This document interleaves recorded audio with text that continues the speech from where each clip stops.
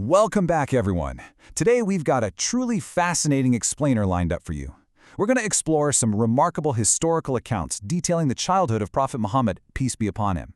Specifically, we're zeroing in on that transitional period right after the passing of his grandfather, Hazrat Abdul Muttalib. This is the exact point where the young prophet came under the guardianship of his uncle.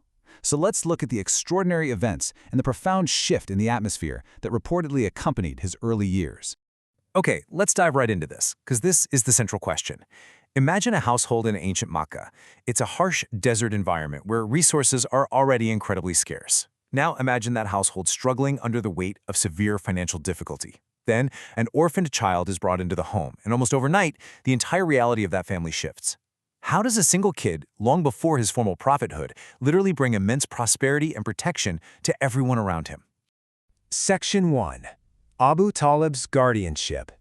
Now, before his nephew arrived, Abu Talib was facing a pretty stark reality. He had a really large family, incredibly tight finances, and there was just this constant, gnawing lack of food. It was a daily struggle just for basic survival.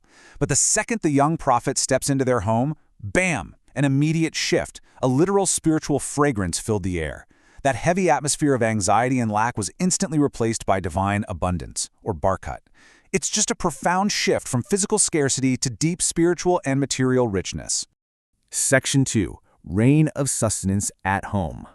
So, what did this actually look like day to day? Well, these miracles were super specific to their domestic life. Whenever the family sat down to eat, a tiny amount of food was suddenly enough for everybody. And, amazingly, there were always leftovers. Then there's the milk skin. Out in the desert, milk and water are quite literally your lifelines. A half-filled milk skin after the young prophet took just one single sip would completely fill up. The entire large household could drink their fill without it ever depleting. Even the dry, barren land immediately surrounding their home suddenly turned lush and green. These were tangible, daily realities that completely rewrote the rules of survival for them.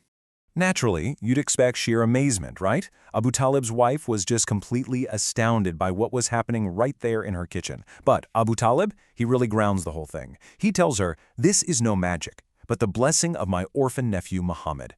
He immediately identifies the source of this abundance, not as luck, not as a trick, but as a true divine blessing. He hit the nail on the head right there. Section 3. Miracles of the Yemen Journey.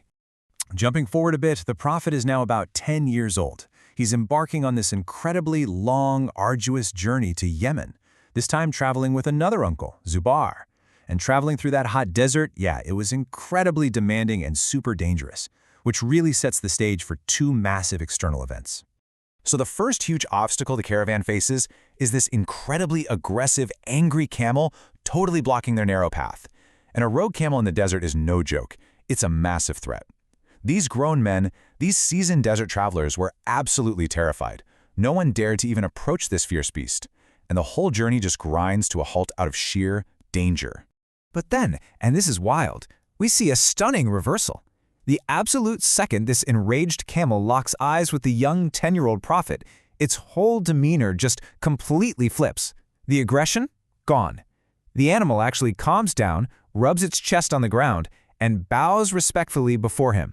The young boy simply mounts the camel and rides it safely across the valley. It's like this uncontrollable force of nature just submitted entirely to his peaceful presence.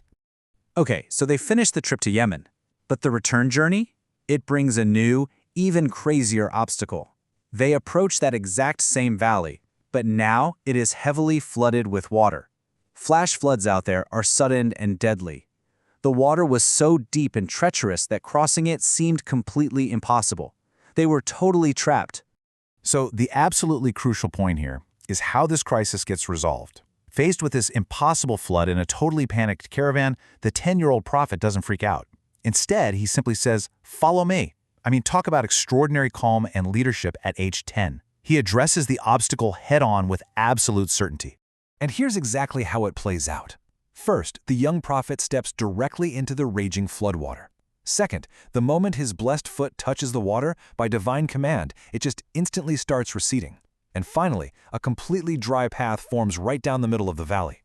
The whole caravan walks across safely, and get this, not a single piece of clothing on any traveler got wet. No way, right? Absolutely incredible. Now, as you can imagine, when a caravan rolls back into Mecca with stories of taming wild beasts and parting literal floodwaters, word spreads like wildfire. And this brilliantly illustrates his growing recognition. The reaction of the people of Mecca was universal. Everyone in town was basically saying the exact same thing. The glory of this child is unique. Even at this young age, his community was starting to recognize that his life was marked by an undeniable, protective, divine presence. Section 4. Mercy for the whole world. All of these events, the multiplying food, the tamed camel, the parted waters, they really all just synthesize into one massive spiritual conclusion. Subhanallah, glory be to God. Prophet Muhammad truly came as a mercy to the entire world. These early accounts of providing sustenance and safety aren't just neat stories. They serve as the absolute foundation for his ultimate adult purpose, being a source of universal mercy and guidance for all of humanity. And this brings us to a really heartfelt prayer and a direct call to all of us. It echoes that beautiful phrase, I love Muhammad, praying for the ability to truly follow his sunnah, his prophetic path. If you're feeling connected to these incredible early signs, I highly invite you to share the phrase, I love Muhammad, down in the comments. And as we wrap up this explainer, I want you to ponder something for me. If the mere presence of a child could so completely rewrite the physical rules of scarcity and danger around him, how might truly understanding the principles of his later teachings transform the way we tackle our own challenges in the world today?